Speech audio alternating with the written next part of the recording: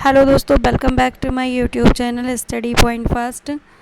तो जैसा कि आप सभी जानते हैं कि इस समय हम प्रीवियस ईयर की प्रैक्टिस करा रहे हैं हिंदी में, जिसमें यूजीसी नेट है, टीजीटी, पीजीटी और DSSS का।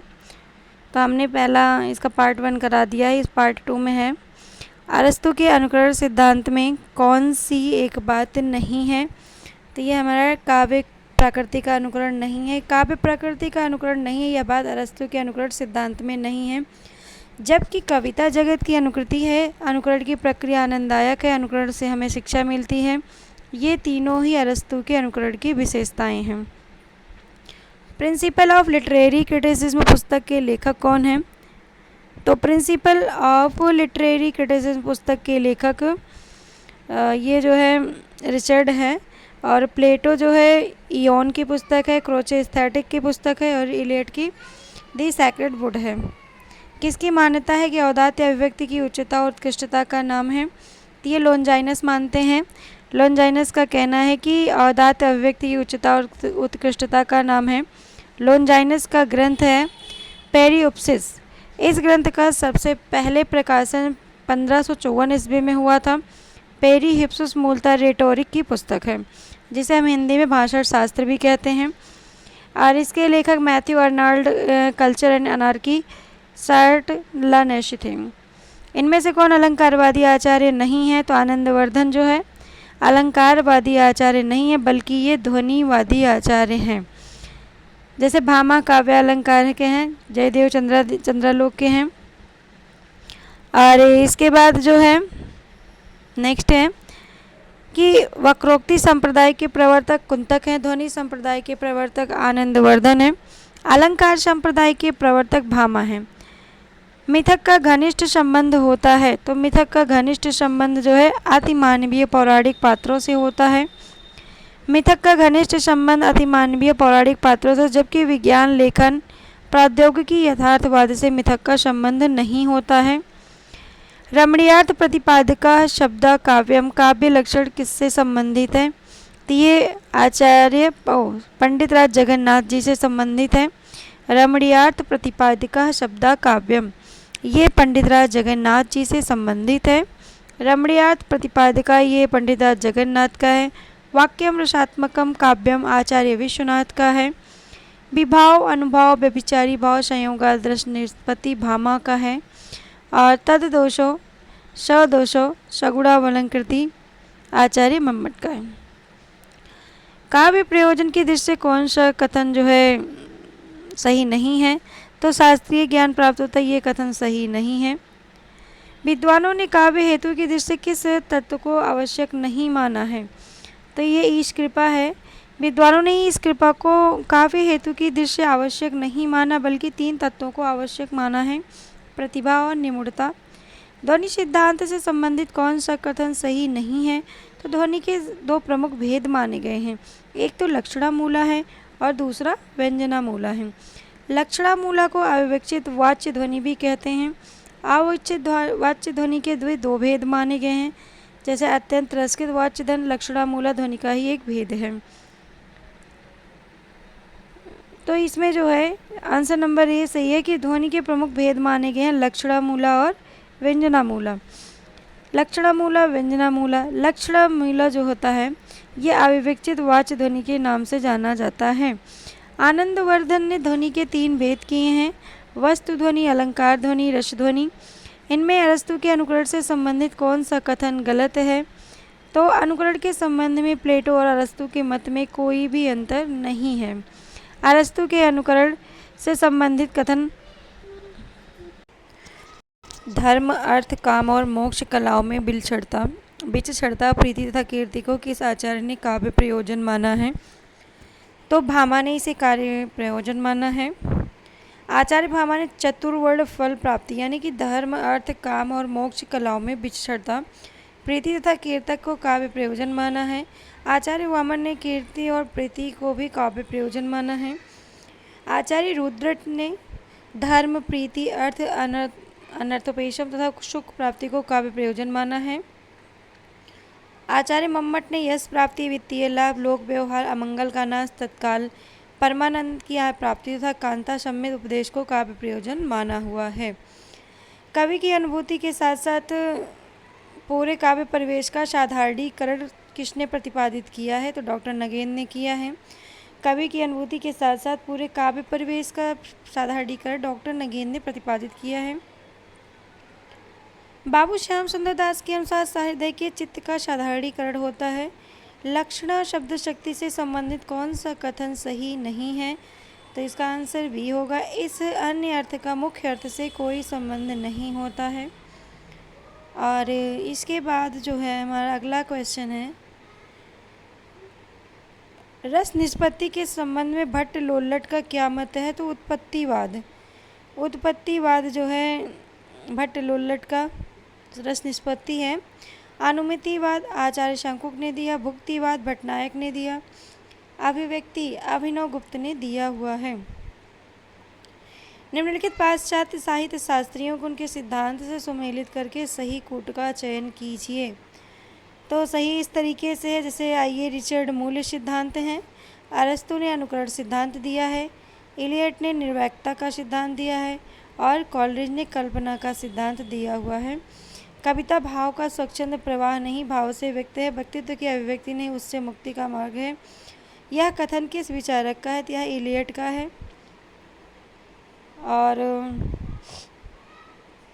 काव्य अलंकार सूत्र इनमें से किसकी कृति है? तो काव्य अलंकार सूत्र वामन की रचना है। काव्य शोभाकरान धर्मान अलंकारान प्रतिशते कथन किस आचार्य का है? तो ये आचार्य दंडी का है।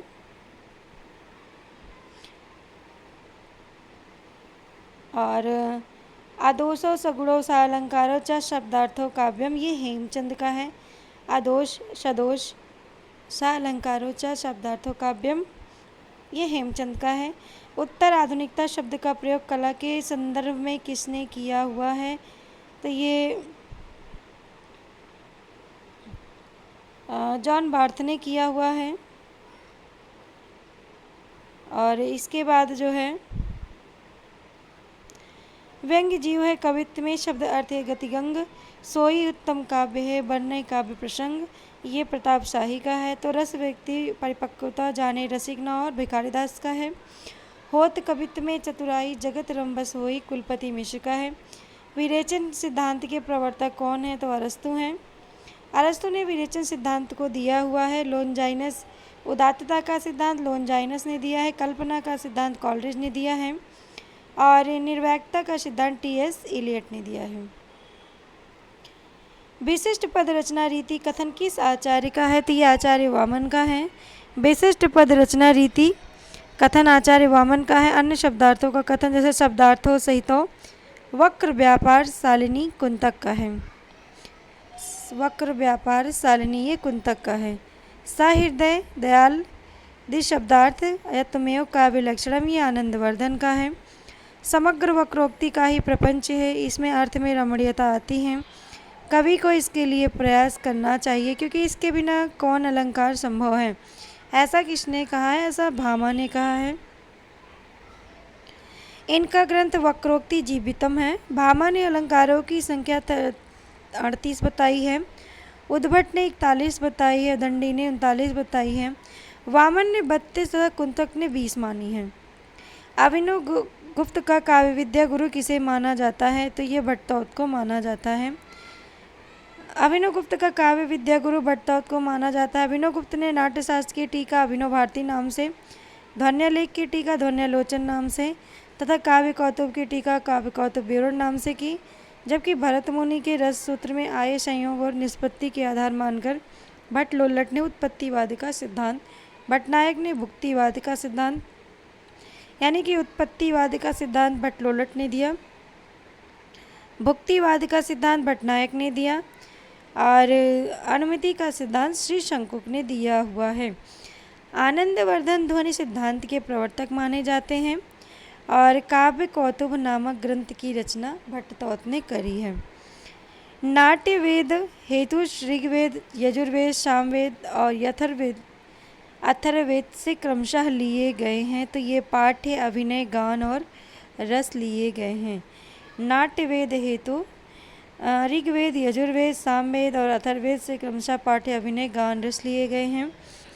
ऋचाओं के क्रमबद्ध ज्ञान के संग्रह को ऋग्वेद कहा जाता है। इसमें 10 मंडल, 10 से 28 सूक्त एवं 10 462 ऋचाएँ हैं।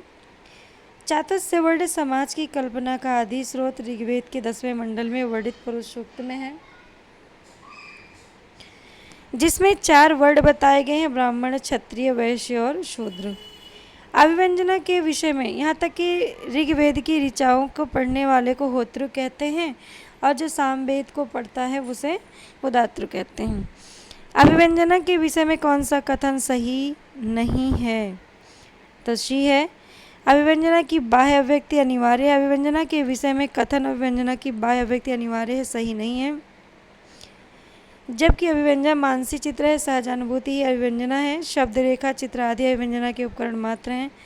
अभिव्यंजना ही कला का रूप है।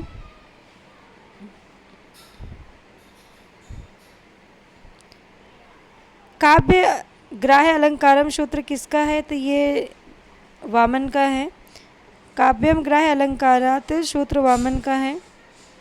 और रीति को काव्य की आत्मा मानने वाले वामन ने कोई स्वतंत्र लक्षण नहीं दिया। अरस्तु के अनुसार अनुकरण क्या है? अरस्तु के अनुसार अनुकरण नवसर्जन है। अरस्तु के अनुसार विरेचन का परिष्करण करता है, तो ये अंतर्वृत्तियों से है। काव्यास्मात्मा ध्वनि रीति बुद्धैर समानमात् तस्य भावम जगतु पूरे भागतुमाहुत से। यह किस आचार्य का कथन है? तो यह आनंदवर्धन का है। आचार्य कुंतक ने निम्नलिखित में से किसी वक्रोक्ति का एक भेद नहीं माना है? तो इन्होंने कल्पना वक्रता को नहीं माना है। औदात्य सिद्धांत के संबंध में इनमें से कौन सा कथन सही नहीं है? तो बाल्यता औदात्य का आवश्यक तत्व है। कार्ल मार्क्स और उनके विचारों के बारे में इनमें से कौन सा कथन असत्य है? तो ये मार्क्स ने सर्जन की प्रक्रिया में सौंदर्य की भावना को कुछ भी महत्व नहीं दिया है, ये असत्य है। काव्य लक्षण एवं लक्षणकार की दृष्टि से निम्नलिखित में से कौन सा विकल्प सुमेलित नहीं है? तो ये रमणीयात प्रतिपादिका दंडी का ये सुमेलित नहीं है।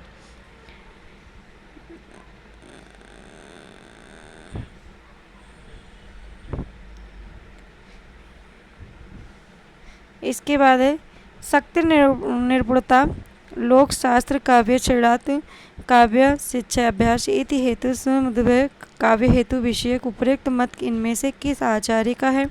तो ये मम्मट का है।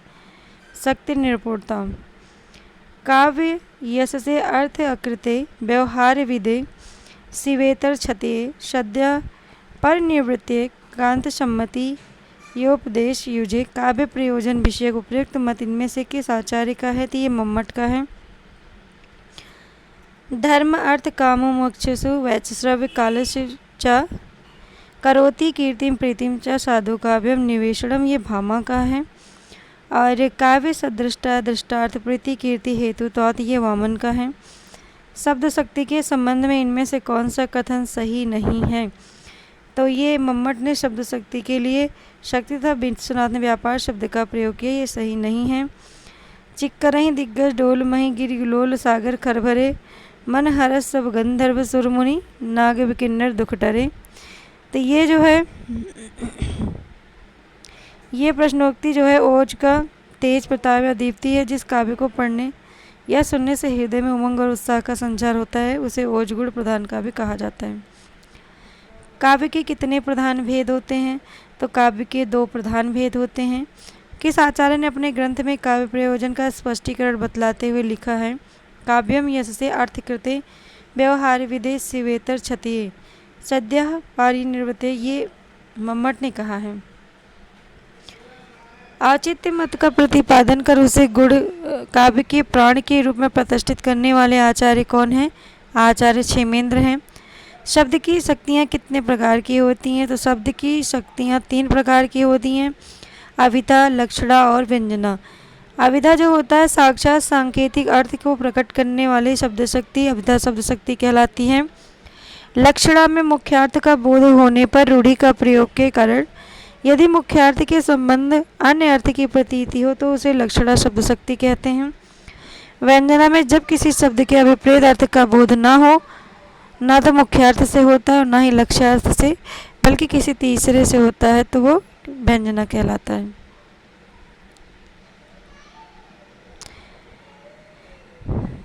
निम्न ग्रंथों में अरस्तु का ग्रंथ है द रिटोरिक, जो अरस्तु का ग्रंथ है। निम्न में से विरेचन सिद्धांत पर विद्वानों ने व्याख्या पर विचार प्रस्तुत नहीं किया है। राजनीति परक सिद्धांत पर यूनान का सबसे पहला महाकवि होमर है।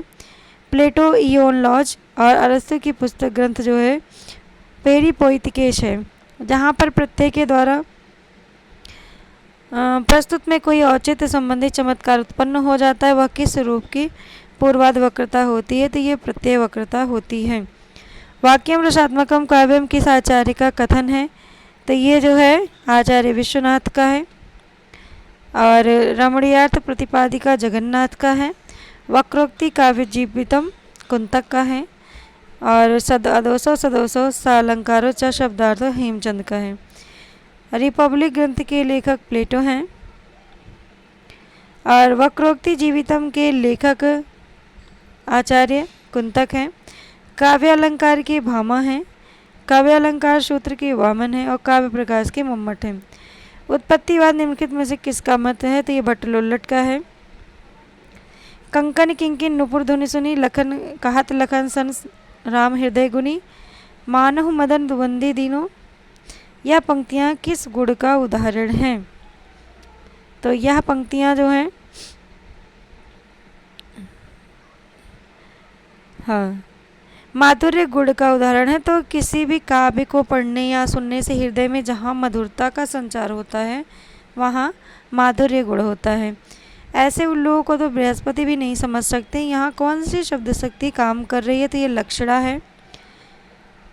इस पंक्ति में लक्षणा शब्द शक्ति का काम कर रही है। जहाँ मुख्यार्थ या वाच्यार्थ में बाधा हो और रूढ़ियाँ लक्षणों के सहारे उससे संबंधित अर्थ की प्राप्ति किया जाए, वहाँ लक्षणा शक्ति होगी। भाषा शैली की दृष्टि से काव्य श्रव्य काव्य के 3 भेद किए जाते हैं। इस दृष्टि निम्नलिखित विकल्पों में से कौन सा एक श्रव्य काव्य का भेद नहीं है, तो महाकाव्य नहीं है। जबकि इस प्रकार इनके भेद हैं कि पद्य काव्य, गाद्य काव्य और चंपू काव्य हैं। शब्दार्थों सहितो काव्यम गद्यम पद्यम च तद्विधा, इसमें काव्य की एक परिभाषा किसने दी है, तो भामा ने दी है। शब्दार्थों सहितो काव्यम की परिभाषा भामा ने दी है। ननु शब्दार्थों काव्यम रुद्रट ने दिया है।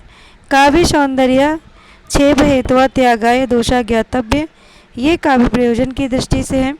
ईश्वर मर गया, यह घोषणा किसने की है, यह नीत्शे ने की थी। यूनानी विद्वान हेरोदोतस ने इतिहास के 4 लक्षण निर्धारित किए थे, वो कौन सा लक्षण इसमें से नहीं है, तो यह आदर्श मूलक विधायी, ये लक्षण इसका नहीं है। को घटिए वृषभानुजा वे हलदर के वीर, तो इसमें शाब्दी व्यंजना है। को घटी के वृषभानुजा वे हलदर के वीर शाब्दी व्यंजना है। माधुर्य गुण के संबंध में कौन सा कथन सही नहीं है, इसमें टा वर्ग के व्यंजन होते हैं। ओज गुण का संबंध किस रस से है, तो रौद्र रस से है। प्रयोजनवती लक्षणा के भेद हैं गौड़ी शुद्धा। प्रबंध काव्य में संगठन किसके द्वारा किया जाता है, कथानक के द्वारा। प्रबंध काव्य में संगठन जो है कथानक के द्वारा किया जाता है। प्रबंध काव्य इसमें तो प्रमुख कथा काव्य के अंत तक क्रमबद्ध में चलती है और कथा का क्रम बीच में कहीं भी नहीं टूटता है, कथाएं बीच बीच में सहायक बनकर आती हैं। शब्द का प्रसिद्ध अर्थ देने वाली शक्ति है अभिधा, यानी कि जो शब्द का सबसे ज़्यादा प्रसिद्ध अर्थ दे वो अभिधा होता है। कविता प्रबल अनुभूतियों का सहज उद्रेक है, ऐसा ये किसने कहा है, ये वर्ड्सवर्थ ने कहा है। भावी घटनाओं की सूचना देने वाले नाटक को क्या कहते हैं, तो इसको हम विदूषक कहते हैं। रस सिद्धांत के प्रवर्तक कौन है, आनंदवर्धन है। भारतीय काव्यशास्त्र नाटक के किन 3 तत्वों को मान्यता देता है, तो वस्तु, नेता और रस की मान्यता देता है। नाटक की समग्र सामग्री की सिद्धि किस सांध के लिए की जाती है, कार्य के लिए की जाती है। जहाँ मुख्यार्थ की प्रधानता हो वहाँ कौन सी शब्द शक्ति होती है, तो अभिधा होती है। जहाँ कहीं भी मुख्यार्थ की प्रधानता हो वहाँ पर अभिधा शब्द शक्ति होती है।